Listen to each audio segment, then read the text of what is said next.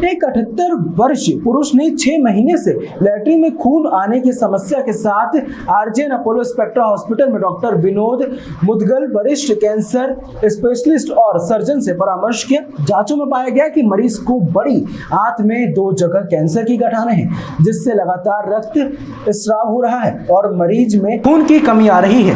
Cancer संबंधित सभी प्रकार की जांचों के बाद मरीज को सर्जरी की सलाह दी गई। डॉक्टर विनोद मुदगल ने right hemicolectomy with partial urinary bladder cystectomy नामक जटिल सर्जरी की, जिसमें बड़ी आंत का लगभग 2/3 भाग जो कैंसर ग्रसित था उसको हटाया गया और बड़ी आंत के बचे हुए भाग को रेक्टम में जोड़ा गया। कुछ दिन मरीज को पोस्ट ऑपरेटिव केयर में रखा गया, उसके बाद सामान्य दवाओं के साथ उसे डिस्चार्ज किया गया।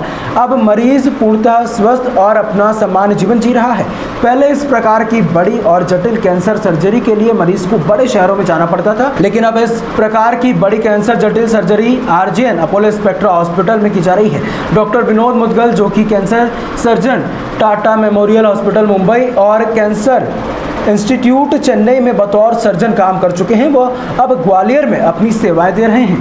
नमस्कार, मैं डॉक्टर विनोद मुदगल, मैं कैंसर सर्जन इन आरजेएन अपोलो स्पेक्ट्रा हॉस्पिटल। जैसे कि आज इस केस के बारे में मैं बताना चाह रहा हूँ। एक 78 वर्षीय पुरुष थे जो लगातार पिछले 6 महीने से लैट्रिन के रास्ते में खून की समस्या से परेशान थे। लगातार उनका खून का लेवल, हीमोग्लोबिन लेवल है वो डाउन जा रहा था। लास्ट टाइम जब मेरे पास आया तब उसका हीमोग्लोबिन लेवल 6 था, जो नॉर्मली 12 से 15 के बीच में होना चाहिए, इतना डाउन जा चुका था। जब मैंने असेसमेंट किया तो पाया कि उसके राइट साइड की जो बड़ी आंत है, इसको कोलॉन बोलते हैं, राइट कोलॉन, उसमें नियर अबाउट 30 सेंटीमीटर का ट्यूमर था।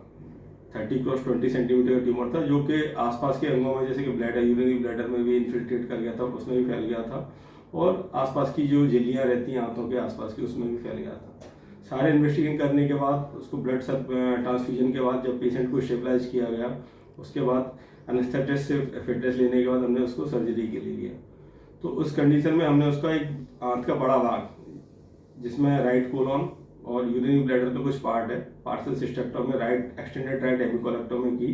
बाद में जो बची हुई आंत थी, छोटी आंत, उसके जो बड़ी आंत का छोटा बचा हुआ भाग था, उससे हमने ज्वाइन किया।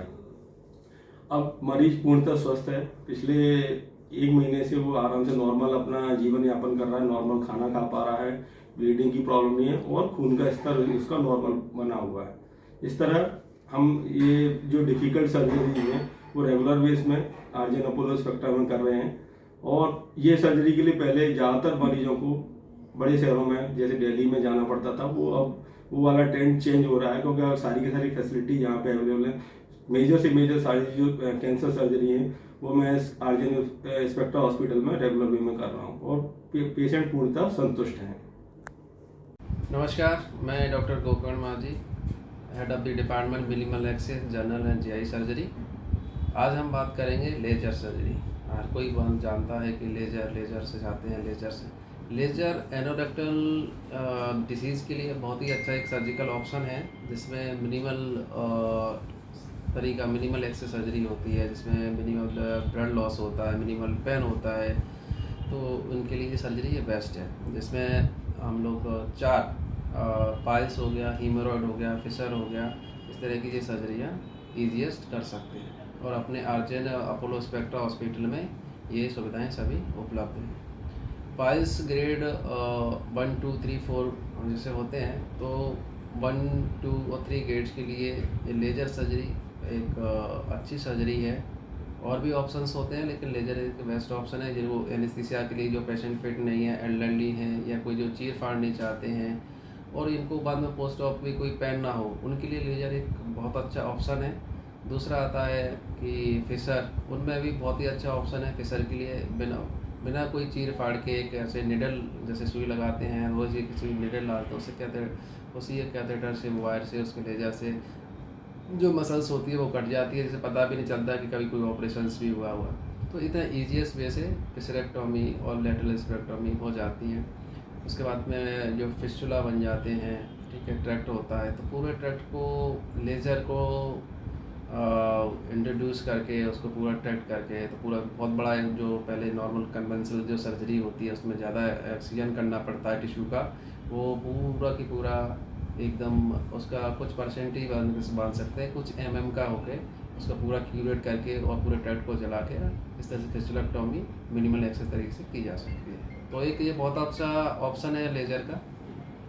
तो आप आके ना ही जैसे कोई इस तरह की कोई भी एनोरेक्टल कोई प्रॉब्लम्स आ रही हैं और इनका प्रॉब्लम है, तो अपोलो में आके आप अपना सलाह ले सकते हैं और बेस्ट ऑप्शन जो आपके ट्रीटमेंट का हो सकता है वो सुविधाएं सभी उपलब्ध हैं। नमस्कार।